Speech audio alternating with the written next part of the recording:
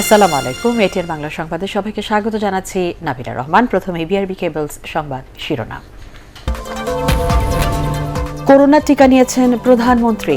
Vaccine নিয়েও আক্রান্ত হলে উদ্বেগের কিছু নেই, মৃত্যু ঝুঁকি থাকবে না বলছেন বিশেষজ্ঞরা।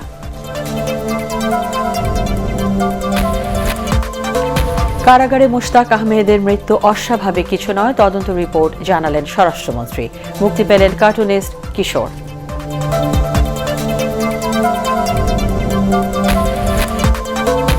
স্বাধীনতার সুবর্ণ জয়ন্তীতে নরেন্দ্র মোদীর ঢাকা সফর চূড়ান্ত, জানালেন ভারতের পররাষ্ট্রমন্ত্রী জয় শঙ্কর।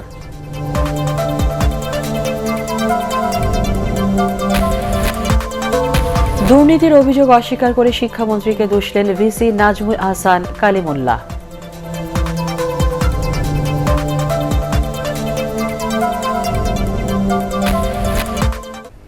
শুনছিলেন বিআরবি কেবলস সংবাদ শিরোনাম।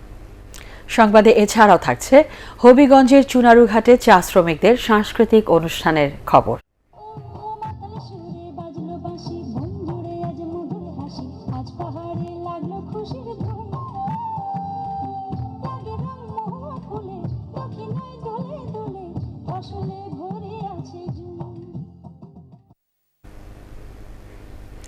করোনা ভাইরাসের টিকা নিলেন প্রধানমন্ত্রী শেখ হাসিনা। বিকালে গণভবনে টিকা নেন তিনি। এ সময় প্রধানমন্ত্রীর সাথে ছোট বোন শেখ রেহানা উপস্থিত ছিলেন। টিকা নেওয়ার পরে তিনি সুস্থ আছেন বলে জানিয়েছে তার প্রেস উইং। যারা এখনো করোনার টিকা নেননি তাদের টিকা নেওয়ার আহ্বান জানান প্রধানমন্ত্রী।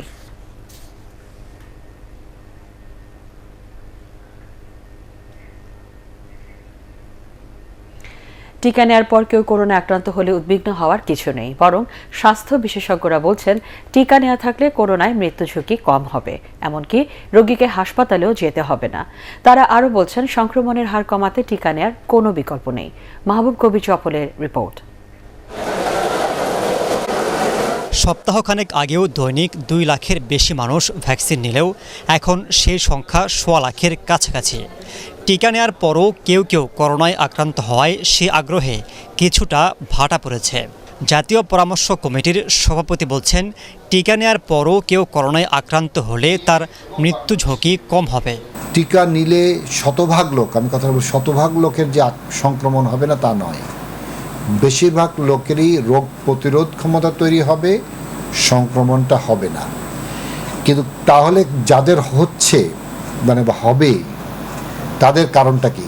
কারণ কয়েকটা আছে। প্রথম হলো, আমি এখন পর্যন্ত কয়টা টিকা নিয়েছি? প্রথম একটি টিকা নিয়েছি, মানে 2টো টিকা নেইনি।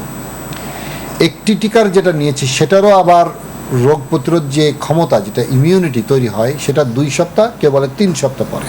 আমি 2টা টিকা নিলেও কোনো টিকা তো বলছে না শতভাগ কাজ করছে। এইটা নিয়েই আমরা যেন কোনো কনক্লুশনে না আসি, উপসংহারে যে না এটা কার্যকর নয়। অবশ্যই না, ডেঞ্জারাস, এটা ভুল ধারণা হবে। টিকা কার্যকর। বিশ্বের অনেক দেশেই অন্য টিকা নেয়ার পরও করোনায় আক্রান্ত হবার ঘটনা ঘটছে। এতে অনেকেই টিকার কার্যকারিতা নিয়েও প্রশ্ন তুলেছেন। তবে এ বিষয়ে সরকার উদ্বিগ্ন নয় বলে জানান স্বাস্থ্য সচিব। টিকা দেওয়া হলে পরে এইটা আমরা বলবো যে সারা দেশের একটা হার্ড ইমিউনিটি ডেভেলপ করেছে, আর কোনো ভয় থাকবে না। তত সংখ্যক লোকজনকে আমরা পর্যায়ক্রমে টিকা দিয়ে যাব।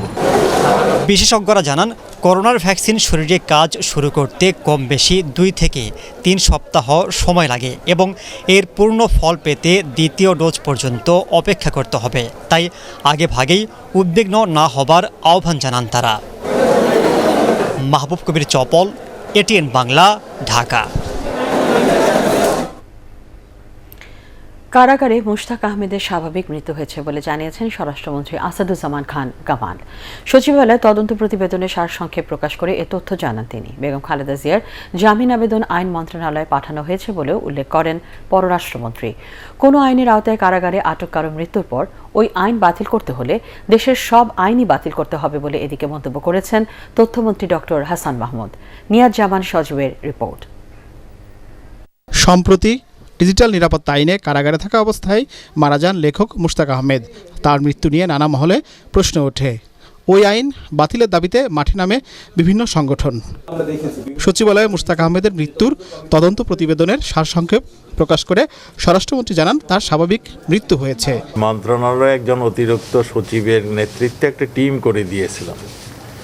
সেখানে ডিসিও তাৎক্ষণিকভাবে একটা টিম করেছিলেন, কারা কর্তৃপক্ষ একটা টিম করেছিলেন। তারা ভিডিও ফুটেজ এবং কারাগারে যারা তার সঙ্গে অন্তরীণ ছিলেন, কর্তব্যরত চিকিৎসক কারাগারে যারা ছিলেন এবং হাসপাতালে যখন নিয়ে গিয়েছেন তাদের সবার অভিমত নিয়ে তারা যেই রিপোর্টটি প্রদান করেছেন সেই রিপোর্টে তো বলছেন এইটা একটা মানে ন্যাচারাল ডেথ হয়েছে। ন্যাচারাল ডেথ মানে এটা অস্বাভাবিক মৃত্যু নয়। এ সময় বেগম খালেদা জিয়ার স্থায়ী মুক্তি ও বিদেশে চিকিৎসা নেওয়ার আবেদন স্বরাষ্ট্র মন্ত্রণালয় থেকে আইন মন্ত্রণালয়ে পাঠানো হয়েছে বলেও জানান স্বরাষ্ট্রমন্ত্রী। এদিকে ডিজিটাল নিরাপত্তা আইন বাতিল করা হবে কিনা এমন প্রশ্নের জবাবে তথ্যমন্ত্রী ডক্টর হাসান মাহমুদ বলেন, দেশের মানুষের নিরাপত্তার জন্যই এই আইন করা হয়েছে, তবে যাতে এর অপপ্রয়োগ না ঘটে তা দেখা হবে বলেও জানান তথ্যমন্ত্রী। ডিজিটাল সিকিউরিটি অ্যাক্ট সমস্ত মানুষের ডিজিটাল নিরাপত্তা দেওয়ার জন্য, তবে এই আইনের যাতে অপপ্রয়োগ না হয় সেজন্য আমরা সতর্ক আছি এবং সতর্ক থাকব। কোনো আইনের বলে যদি কেউ গ্রেপ্তার হয় এবং তিনি যদি কারাগারে কোনো কারণে মৃত্যুবরণ করে, তার স্বাভাবিক মৃত্যু হয় বা কোনো কারণে মৃত্যু হয়, তাহলে যদি সেই আইন বাতিল করতে হয় তাহলে তো বাংলাদেশের সব আইনেই বাতিল করার কথা আসে, কারণ অন্যান্য আইনেই মানুষ গ্রেপ্তার হয় এবং কারাগারে নানা কারণে মৃত্যু হয়, তাহলে সেই সমস্ত আইনও বাতিল করে দিতে হবে। সচিবালয়ে তথ্য মন্ত্রণালয় সভাকক্ষে এসব কথা বলেন তথ্যমন্ত্রী। নিয়াজ জামান সজীব, এটিএন বাংলা, ঢাকা। প্রায় 10 মাস কারাভোগের পর জামিনে মুক্তি পেলেন কার্টুনিস্ট আহমেদ কবির কিশোর। কাশিমপুর কারাগার 2-এর জেল সুপার আব্দুল জলিল জানান, ডিজিটাল নিরাপত্তা আইনের মামলায় গ্রেপ্তার কিশোরের জামিনের কাগজ 11টার দিকে কাশিমপুর কারাগারে পৌঁছালে তা যাচাই বাছাই শেষে দুপুর 12:30টার দিকে তাকে মুক্তি দেওয়া হয়। এ সময় কারা ফটকে উপস্থিত ছিলেন কিশোরের স্বজনরা। এর আগে কার্টুনিস্ট কিশোরের করা জামিনের আবেদনের শুনানি নিয়ে বুধবার বিচারপতি এম ইনায়েতুর রহিম ও বিচারপতি মোহাম্মদ মোস্তাফিজুর রহমানের সমন্বয়ে গঠিত হাইকোর্ট বেঞ্চ তাকে জামিন দেয়। গত বছরের মে মাসে সামাজিক যোগাযোগ মাধ্যমে রাষ্ট্রের বিরুদ্ধে গুজব ছড়ানোর অভিযোগে লেখক মুশতাক আহমেদ ও কার্টুনিস্ট আহমেদ কিশোর সহ 11 জনের বিরুদ্ধে ডিজিটাল নিরাপত্তা আইনে মামলা করে র্যাব। কারাবন্দী অবস্থায় মুশতাক আহমেদ গত 25 ফেব্রুয়ারি মারা যান। সরকারের অপশাসনের বিরুদ্ধে কথা বলায় লেখক মুশতাক আহমেদকে রাষ্ট্রীয় মদদে হত্যা করা হয়েছে বলে অভিযোগ করেছেন বিএনপি নেতারা। জাতীয় প্রেসক্লাবের সামনে প্রতিবাদ সমাবেশে নেতারা বলেন, ডিজিটাল নিরাপত্তা আইনের অপব্যবহার করে সরকার মানুষের বাক স্বাধীনতা হরণ করছে। মুশতাক হত্যার বিচার বিভাগীয় তদন্ত এবং অবিলম্বে আইনটি বাতিলের দাবি জানান নেতারা। আরও জানাচ্ছেন কামরুজ্জামান রাজীব। কারাগারে লেখক মুশতাক আহমেদের মৃত্যুর প্রতিবাদে যুবদল আয়োজিত সমাবেশকে কেন্দ্র করে সকাল থেকেই জাতীয় প্রেস ক্লাব ঘিরে সতর্ক অবস্থান নেয় পুলিশ।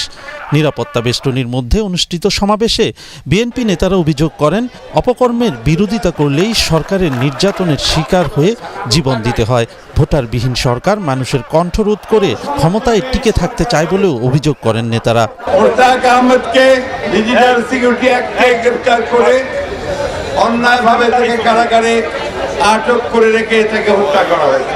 খবর পাচ্ছেন কিন্তু খবর লিখতে পারছেন না, এমনকি যেই কথাগুলো আমরা বলতে চাই সেই কথাগুলো হয়তো আপনারা লিখতেও পারবেন না, বলতেও পারবেন না। এই কারণে আমরা মুক্তিযুদ্ধ করি নাই, আমরা স্বাধীন বাংলাদেশ চেয়েছি, আমরা কথা বলার অধিকার চেয়েছি। বিএনপি মহাসচিব দাবি করেন, সরকারের জনভিত্তি বা বৈধতা নেই বলেই ক্ষমতা ধরে রাখতে আইনের মাধ্যমে মানুষের কণ্ঠরোধ করছে। কারাগারে মুশতাক আহমেদের মৃত্যুর তদন্ত ও ডিজিটাল নিরাপত্তা আইন বাতিলেরও দাবি জানান তিনি। তাদেরকে জোর করেই ক্ষমতায় টিকে থাকতে হচ্ছে, টিকে থাকার জন্যই এই ধরনের সম্পূর্ণ গণবিরোধী আইন যারা তৈরি করেছেন, যে আইনের মাধ্যমে এই ডিজিটাল সিকিউরিটি অ্যাক্টের মাধ্যমে তারা জনগণের যে কথা বলার অধিকার, বাক স্বাধীনতা তারা কেড়ে নিয়েছে। সবাইকে ঐক্যবদ্ধ হয়ে সরকার পতনের আন্দোলনে যোগ দেওয়ার আহ্বান জানান বিএনপি নেতারা। কামরুজ্জামান রাজীব, এটিএন বাংলা, ঢাকা। অপরাধমূলক কর্মকাণ্ডই সীমান্ত হত্যার মূল কারণ বলে মন্তব্য করেছেন সফররত ভারতের পররাষ্ট্রমন্ত্রী ডক্টর এস জয়শঙ্কর। পররাষ্ট্রমন্ত্রী এ কে আব্দুল মোমেনের সাথে বৈঠক শেষে তিনি বলেন, সীমান্তে হত্যা ও অপরাধ বন্ধে দুদেশ একসাথে কাজ করছে। স্বাধীনতার সুবর্ণ জয়ন্তীর অনুষ্ঠানে ভারতের প্রধানমন্ত্রী নরেন্দ্র মোদীর ঢাকা সফরের কথা নিশ্চিত করে তিনি বলেন, দুদেশের সম্পর্ক আরও জোরদারে গুরুত্ব দিচ্ছে ভারত। একরামুল হক সায়েমের রিপোর্ট। ভারতের পররাষ্ট্রমন্ত্রী জয়শঙ্কর রাষ্ট্রীয় অতিথি ভবন পদ্মায় পররাষ্ট্রমন্ত্রী এ কে আব্দুল মোমেনের সঙ্গে দ্বিপাক্ষিক বৈঠক করেন 1 ঘণ্টারও বেশি সময়। বৈঠক শেষে সাংবাদিকদের মুখোমুখি হন দুই পররাষ্ট্রমন্ত্রী। বাংলাদেশের স্বাধীনতার সুবর্ণ জয়ন্তীতে ভারতের প্রধানমন্ত্রী নরেন্দ্র মোদীর ঢাকা সফরের প্রস্তুতি তুলে ধরেন জয়শঙ্কর। আপনারা জানেন যে আমরা আমাদের প্রধানমন্ত্রীর পরিকল্পিত সফরের প্রস্তুতি নিয়ে কাজ করছি। এই সফর খুবই স্মরণীয় হবে, কারণ এটি করোনা মহামারীর পরে ভারতের বাইরে প্রথম এবং প্রধানমন্ত্রী হিসেবে বাংলাদেশের দ্বিতীয় সফর। সাংবাদিকদের প্রশ্নের জবাবে সীমান্ত হত্যা নিয়ে কথা বলেন ভারতীয় পররাষ্ট্রমন্ত্রী। আমরা একমত হয়েছি যে প্রতিটি হত্যাকাণ্ডই দুঃখজনক, কিন্তু নিজেদের প্রশ্ন করেছি সমস্যার মূল কারণ কি, এবং এটি হচ্ছে অপরাধমূলক কর্মকাণ্ড। আমাদের দুপক্ষের লক্ষ্য হওয়া উচিত অপরাধবিহীন সীমান্ত, যাতে হত্যাকাণ্ড না হয়।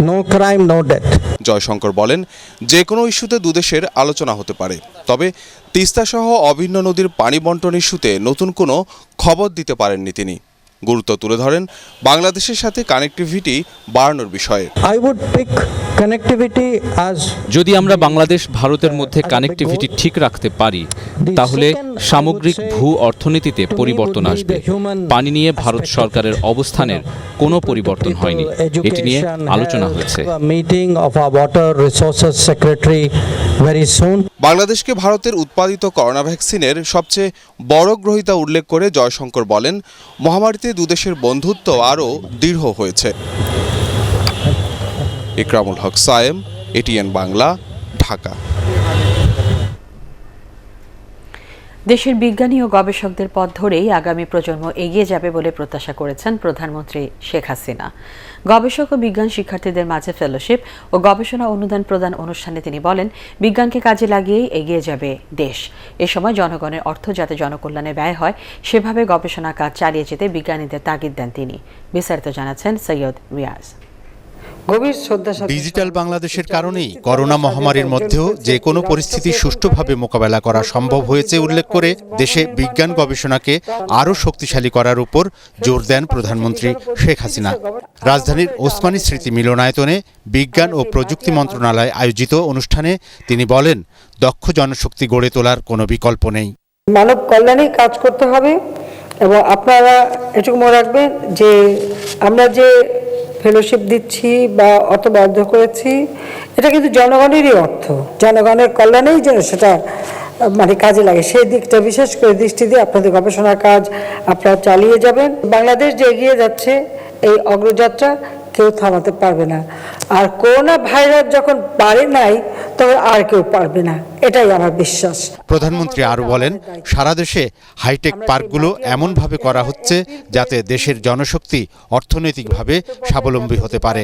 গবেষণার মধ্য দিয়ে আমরা ব্যয় কমাতে পারি, উৎপাদনের উৎকর্ষতা বাড়াতে পারি, পরিমাণ বৃদ্ধি করতে পারি, আমরা বহুমুখী পণ্য উৎপাদন করে রপ্তানি করতে পারি। আমাদের রপ্তানি পণ্য বাড়াতে হলে সেখানেও কিন্তু গবেষণার প্রয়োজন আছে। কাজে আমি আশা করি সবাই নতুন নতুন পণ্য সৃষ্টি এবং আমাদের রপ্তানি যেন অব্যাহত থাকে, সেদিকে বিশেষ আপনারা দৃষ্টি দেবেন। গণভবন থেকে ভার্চুয়ালি অনুষ্ঠানে যুক্ত হন প্রধানমন্ত্রী। এ সময় প্রধানমন্ত্রীর পক্ষ থেকে গবেষক ও বিজ্ঞান শিক্ষার্থীদের মাঝে বঙ্গবন্ধু বিজ্ঞান ও প্রযুক্তি ফেলোশিপ, এনসিটি ফেলোশিপ এবং গবেষণা অনুদান প্রদান করেন বিজ্ঞান ও প্রযুক্তি মন্ত্রী ইয়াফিজ ওসমান। সৈয়দ রিয়াজ, এটিএন বাংলা, ঢাকা। সব ধরনের দুর্নীতি আর ক্যাম্পাসে দীর্ঘদিন অনুপস্থিত থাকার অভিযোগ অস্বীকার করলেন রংপুরের বেগম রোকেয়া বিশ্ববিদ্যালয়ের উপাচার্য ডক্টর নাজমুল আহসান কলিমুল্লাহ। শিক্ষামন্ত্রী ডক্টর দীপমণির নির্দেশে তার বিরুদ্ধে ইউজিসি মিথ্যা প্রতিবেদন দিয়েছে বলে অভিযোগ করেন তিনি। অবশ্য তদন্ত কমিটি জানিয়েছেন তারা নিরপেক্ষ প্রতিবেদনই দিয়েছেন। মাহবুব কবি চপলের আরেকটি রিপোর্ট।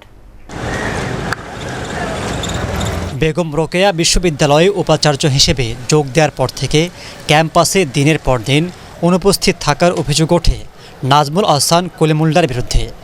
দুটি ভবন ও একটি স্থাপনা নির্মাণে প্রায় 100 কোটি টাকার দুর্নীতির প্রমাণ পায় বিশ্ববিদ্যালয় মঞ্জুরি কমিশন। তবে সংবাদ সম্মেলনে এসব অভিযোগ অস্বীকার করেন ডক্টর কলিমুল্লাহ। একটি বিষয় হচ্ছে এই যে আমাকে পাওয়া যায় না, আমি নিখোঁজ, আমি ঢাকায় অবস্থান করি। এই বিশ্ববিদ্যালয়ের দায়িত্ব নেয়ার পরে আমি প্রায় 20 থেকে 22 ঘন্টা প্রতিদিন কাজ করি 7 ডেজ এ উইক এই বিশ্ববিদ্যালয়ের জন্য। মূলত প্রফেসর নুরুন নবীর দায় এবং প্রকৌশলী জাহাঙ্গীর আলমের দায়িত্ব তাদেরকে প্রোটেক্ট করবার চিন্তা থেকে কাজটা করেছেন এবং উদরপিণ্ডি বুদর ঘাড়ে চাপিয়ে দেওয়ার একটা চেষ্টা আমরা এখানে লক্ষ্য করেছি। তিনি অভিযোগ করেন শিক্ষামন্ত্রীর নির্দেশে তার বিরুদ্ধে এসব করেছে ইউজিসি। এই পুরো পরিস্থিতিটা আমাদের মাননীয় শিক্ষামন্ত্রী মহোদয়ের আশ্রয় প্রশ্রয় এবং আশকারায় এই অবস্থায় এসছে। শিক্ষামন্ত্রী মহোদয়ের অফিস থেকে কয়েক পৃষ্ঠা খণ্ডিত অংশ রিপোর্টের লিক করা হয়েছে। এই হাইপটা তৈরি করার জন্য একটা সোশ্যাল স্টিগমা আমাদের ঘাড়ে দিয়ে দেওয়ার জন্যে, যাতে আমরা হতোদ্যম হই। চাঁদপুরের একটা রাজনীতি আছে, সেই বিষয়টা প্রচ্ছন্নভাবে এখানে হয়তোবা কাজ করেছে। এই ইউজিসির রিপোর্ট সেইটা এই রকমটি কেন হয়েছে, সেই জন্য আমি মনে করি এর পেছনে পরিপূর্ণভাবে দায়িত্ব শিক্ষামন্ত্রী মহোদয়ের। তবে ইউজিসির তদন্ত কমিটির প্রধান বলেন তারা প্রকৃত ঘটনায় তুলে ধরেছেন। ওনার প্রেসক্রিপশন অনুযায়ী তদন্ত হবে না, তদন্ত হবে আমাদের অনুযায়ী, নিয়ম কানুন অনুযায়ী। ইউজিসি সবসময় পক্ষপাতহীন সুষ্ঠু তদন্ত করে তথ্য উপাত্তের ভিত্তিতে আমরা সেটাই করেছি। আগামী জুনে ভিসি হিসেবে মেয়াদ শেষ হবে নাজমুল আহসান কলিমুল্লাহর। যা কিছু আমি করেছি। মাহবুব কবির চপল, এটিএন বাংলা, ঢাকা। মাননীয় প্রধানমন্ত্রীকে মালিক শ্রমিকদের সম্পর্ক উন্নয়নের মাধ্যমে দেশের অন্যতম সম্ভাবনাময় চা শিল্পকে এগিয়ে নিতে হবে বলে মন্তব্য করেছেন ATN Bangla chairman doctor Mahfuzur Rahman. হবিগঞ্জের চুনারুঘাটে দেওন্দী চা বাগানে প্রতীক থিয়েটার আয়োজিত সাংস্কৃতিক অনুষ্ঠানে তিনি একথা বলেন। চা শিল্পকে রক্ষা করতে শ্রমিকদের আরও সুযোগ সুবিধা বাড়ানোরও তাগিদ দেন তিনি। এছাড়াও চা শ্রমিকদের নিয়ে এটিএন বাংলায় রিয়েলিটি শো করারও ঘোষণা দেন প্রতিষ্ঠানটির চেয়ারম্যান ডক্টর মাহফুজুর রহমান।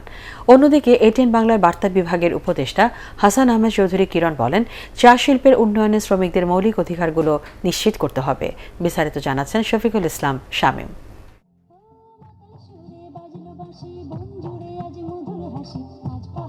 চা শ্রমিকদের ন্যায্য দাবি এবং তাদের সব ধরনের সাংস্কৃতিক কর্মকাণ্ড তুলে ধরতে হবিগঞ্জের দেওন্দী চা বাগানে প্রতিষ্ঠা লাভ করে সাংস্কৃতিক সংগঠন প্রতীক থিয়েটার। সংগঠনটির পক্ষ থেকে এটিএন বাংলার চেয়ারম্যান ডক্টর মাহফুজুর রহমানের সম্মানে চা বাগানের বাসিন্দাদের পরিবেশনায় আয়োজন করা হয় সাংস্কৃতিক অনুষ্ঠানের। বিভিন্ন সম্প্রদায় ও জাতিগোষ্ঠীর মানুষ যুগ যুগ ধরে চা বাগানে কাজ করছেন। নিজেদের বিনোদনের খোরাক মেটাতে আগে যাত্রাপালা সহ নানা ধরনের সাংস্কৃতিক চর্চা করলেও এখন তা হারিয়ে গেছে। তবে প্রতীক থিয়েটার নিজস্ব ইতিহাস ঐতিহ্য ধরে রাখতে দেওন্দী চা বাগানের বাসিন্দাদের নিয়ে চালিয়ে যাচ্ছে সাংস্কৃতিক কর্মকাণ্ড। অনুষ্ঠানের প্রধান অতিথি ডক্টর মাহফুজুর রহমান এটিএন বাংলা ও এটিএন নিউজের মাধ্যমে চা শ্রমিকদের জীবনচিত্র তুলে ধরার ঘোষণা দেন। এছাড়া তাদের উৎসব পার্বণে এটিএন বাংলার পক্ষ থেকে সব ধরনের সহযোগিতারও আশ্বাস দেন তিনি। খুব শিগগিরই আমরা এটিএন বাংলায় একটি রিয়েলিটি শো করতে যাচ্ছি, শুধু চা গার্ডেনের শ্রমিকদেরকে নিয়ে। বিভিন্ন চা গার্ডেনের শ্রমিকদের ভিতরে যারা ভালো ভালো শিল্পী আছে, গান করতে পারে বা নাচতে পারে, তাদেরকে নিয়েই হবে এই অনুষ্ঠানটি। সব চা গার্ডেনের শ্রমিকদেরকে আমরা আহ্বান করব যে আপনারা এই প্রতিযোগিতায় পার্টিসিপেট করবেন। এ সময় ডিবেট ফর ডেমোক্রেসির চেয়ারম্যান হাসান আহমেদ চৌধুরী কিরণ চা শ্রমিকদের ভূমি অধিকার, সামাজিক নিরাপত্তা, স্বাস্থ্য, শিক্ষা নিশ্চিত করতে আরও উদ্যোগ গ্রহণের তাগিদ দেন। তাদের জন্য কি আমরা নিরাপদ আবাসন ব্যবস্থা তৈরি করতে পারছি? তাদের জন্য কি তাদের ভূমির অধিকার আমরা তৈরি করতে পারছি? তাদের জন্য স্বাস্থ্য চিকিৎসাকে আমরা নিশ্চিত করতে পারছি? সেই জায়গাটা কিন্তু আমাদের জন্য একটা বড় একটা চ্যালেঞ্জ হয়ে দাঁড়িয়েছে। সে কারণে আমি বলতে চাই, দেশের যত উন্নয়নই হোক না কেন, সেই উন্নয়নের ছোঁয়া যদি এই প্রান্তিক মানুষের কাছে না আসে, উন্নয়ন কিন্তু কাজে লাগবে না। এটিএন বাংলার অনুষ্ঠান ও সম্প্রচার বিভাগের উপদেষ্টা তাশিক আহমেদ চা শ্রমিকদের সাংস্কৃতিক ঐতিহ্য ধরে রাখার পাশাপাশি নতুন প্রজন্মকে শিক্ষিত করে তোলার আহ্বান জানান।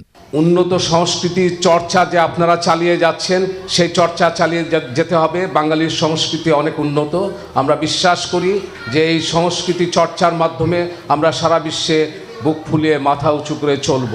বাগান কর্তৃপক্ষ চা শ্রমিকদের জীবনমান উন্নয়নে আগের চেয়ে অনেক আন্তরিক। প্রতীক থিয়েটারে এত অল্প সময়ের ভিতরে এত সুন্দর একটা অনুষ্ঠান উপস্থাপনা করে সবাইকে মনোমুগ্ধকর অনুষ্ঠান করে আনন্দিত করতে পারে। সেই জন্য প্রতীক থিয়েটারকেও বিশেষ ধন্যবাদ দিচ্ছি। অনুষ্ঠানটি পরিচালনা করেন প্রতীক থিয়েটারের সভাপতি ডাক্তার সুনীল বিশ্বাস। শফিকুল ইসলাম শামীম, এটিএন বাংলা, হবিগঞ্জ। 1947 সালের দ্বিজাতি তত্ত্বকে বিভাজন সাধারণ মানুষের প্রত্যাশিত ছিল না। নর্দার্ন ইউনিভার্সিটি বাংলাদেশ ট্রাস্টের chairman professor doctor Abu Yusuf Mohammad Abdullah রচিত ভারত ভাগে বাংলার বিয়োগান্তক ইতিহাস বইয়ের মোড়ক উন্মোচন ও প্রকাশনা উৎসবে এমন মত প্রকাশ করেন আলোচকরা। এ সময় ভারত বাংলাদেশের ইতিহাস ও দুই বাংলার বৈষম্যের বিষয়টি বইয়ে তুলে ধরার কথা জানান লেখক। বিস্তারিত জানাচ্ছেন জাহিদুল আলম।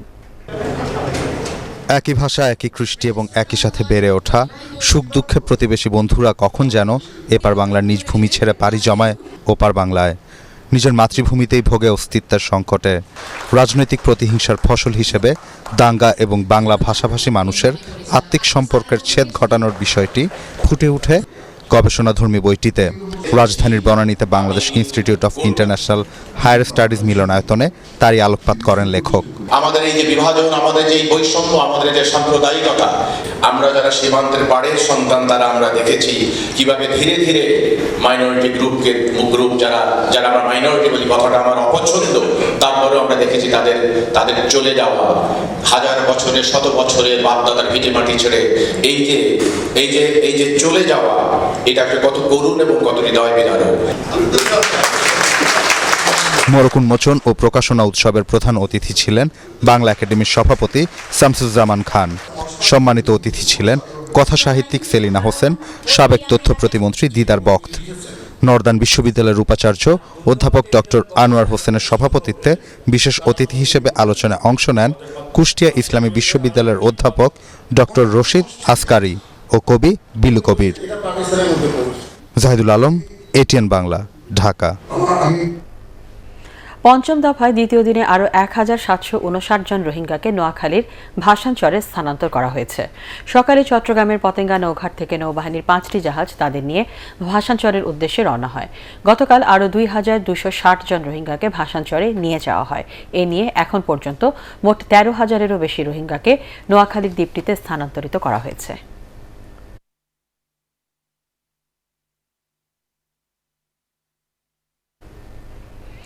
গাজীপুরে চন্দ্রায় অনুষ্ঠিত হল এয়ার কন্ডিশনার সার্ভিস এক্সপার্টদের সর্ববৃহৎ সম্মেলন। ওয়ালটন সার্ভিস ম্যানেজমেন্ট সিস্টেম আয়োজিত এই সম্মেলনে সারা দেশ থেকে 1000-এরও বেশি এসি সার্ভিস এক্সপার্ট অংশ নেন। অনুষ্ঠানে প্রধান অতিথি ছিলেন ওয়ালটন হাইটেক ইন্ডাস্ট্রিজ লিমিটেডের পরিচালক এস.এম. মাহবুবুল আলম। অন্যান্যের মধ্যে ওয়ালটন হাইটেক ইন্ডাস্ট্রিজ লিমিটেডের deputy managing director Alamgir Alam Sarkar ও হুমায়ুন কবির, ওয়ালটন এসির প্রধান নির্বাহী কর্মকর্তা Tanvir Rahman, chief technical officer Walter Kim, executive director এস.এম. জাহিদ হাসান, উদয় হাকিম, কর্নেল অবসরপ্রাপ্ত শাহাদাত আলম উপস্থিত ছিলেন। সম্মেলনে ওয়ালটনের তৈরি ভয়েস কমান্ড প্রযুক্তির নতুন এসি উন্মোচন করা হয়, যা রিমোট ছাড়াই পরিচালনা বা নিয়ন্ত্রণ করা যাবে। 2020-21 অর্থ বছরে বাজেটে বিড়ির ওপর ধার্য করা অতিরিক্ত 4 টাকা মূল্যস্তর প্রত্যাহার সহ 5 দফা দাবিতে নেত্রকোনায় মানববন্ধন কর্মসূচি পালন করেছে জেলা বিড়ি শ্রমিক ইউনিয়ন। দুপুরে প্রেস ক্লাবের সামনের সড়কে এই কর্মসূচি পালন করা হয়। বাংলাদেশ বিড়ি শ্রমিক ফেডারেশনের সাধারণ সম্পাদক আব্দুর রহমান, যুগ্ম সাধারণ সম্পাদক হেরিক হোসেন, সংগঠনের নেত্রকোনা জেলা সভাপতি মোহাম্মদ সুরজ ফকির ও সাধারণ সম্পাদক আব্দুল গফুর এ সময় বক্তব্য রাখেন। বক্তারা বিড়ি শ্রমিকদের দুর্দশার কথা বিবেচনা করে তাদের দাবি মেনে নেওয়ার আহ্বান জানান। পার্টেক্স খেলার খবর।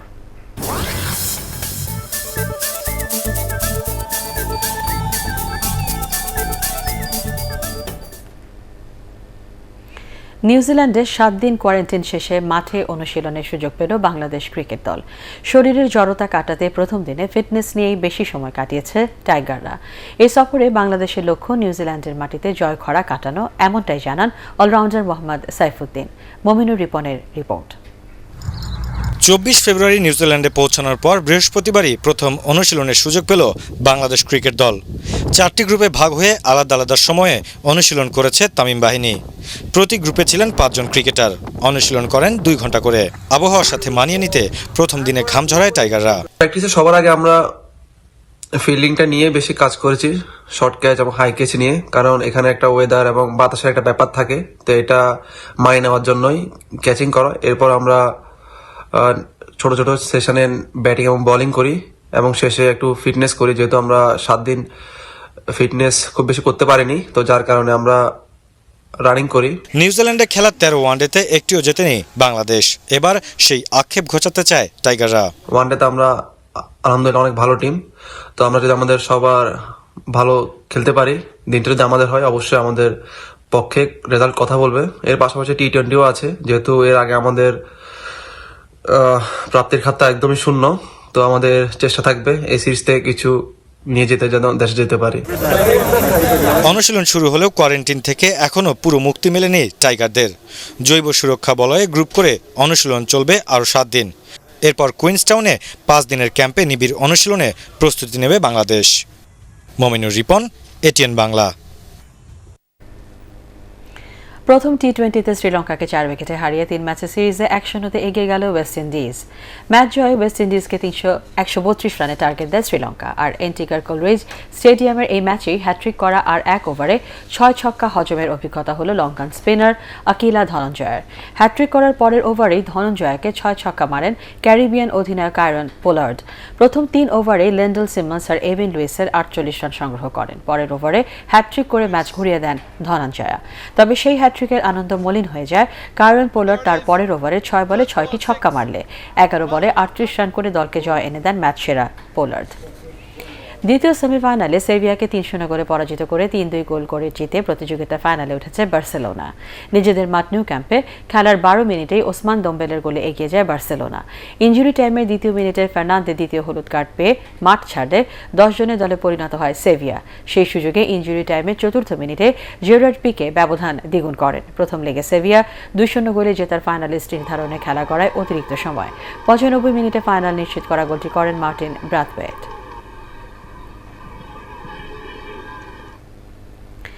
বঙ্গবন্ধু শেখ মুজিবুর রহমানের জন্ম শতবার্ষিকী ও স্বাধীনতার সুবর্ণ জয়ন্তী উদযাপন উপলক্ষে আগামী 10 মার্চ থেকে সাভার গলফ ক্লাবে শুরু হবে মুজিব বর্ষ স্বাধীনতা কাপ গলফ টুর্নামেন্ট।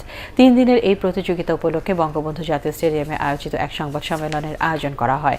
এ সময় সাভার গলফ ক্লাবের প্রধান নির্বাহী কর্মকর্তা জানান, এবারে টুর্নামেন্টে 6টি ক্যাটাগরিতে 300 জন গলফার অংশ নেবেন। এদের মধ্যে 50 জন বিদেশি গলফারও রয়েছেন। এ সময় উপস্থিত ছিলেন পৃষ্ঠপোষক প্রতিষ্ঠান ওয়ালটনের নির্বাহী পরিচালক ইকবাল বিন আনোয়ার ডন। 17 মার্চ জাতির পিতা বঙ্গবন্ধু শেখ মুজিবুর রহমানের জন্ম শতবার্ষিকী উপলক্ষে এটিএন বাংলা ক্যাম্পিয়ন শিশু মেলার আয়োজন করছে এটিএন বাংলা। এতে থাকবে শিশুদের জন্য বিষয়ভিত্তিক প্রতিযোগিতা। রেজিস্ট্রেশনের শেষ তারিখ 7 মার্চ। শেষ করার আগে বিআরবি কেবলস সংবাদ শিরোনাম জানিয়ে দিচ্ছি আরেকবার। করোনা টিকা নিয়েছেন প্রধানমন্ত্রী। ভ্যাকসিন নিয়েও আক্রান্ত হলে উদ্বেগের কিছু নেই, কমবে মৃত্যু ঝুঁকি বলছেন বিশেষজ্ঞরা।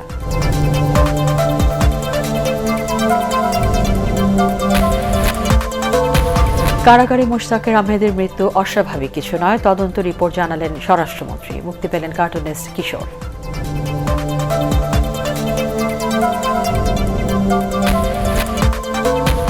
স্বাধীনতার সুবর্ণ জয়ন্তীতে নরেন্দ্র মোদীর ঢাকা সফর চূড়ান্ত, জানালেন ভারতের পররাষ্ট্রমন্ত্রী জয়শঙ্কর।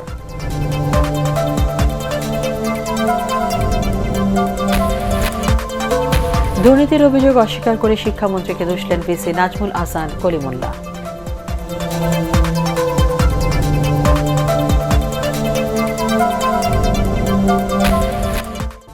পরবর্তী সংবাদ দেখার আমন্ত্রণ জানিয়ে এখনকার মতো শেষ করছি। করোনা ভাইরাস থেকে নিজেকে সুরক্ষিত রাখতে মাস্ক পরুন, বারবার হাত পরিষ্কার করুন। এটিএন বাংলা সংবাদ ইউটিউবে দেখতে ব্রাউজ করুন youtube/ATN Bangla News।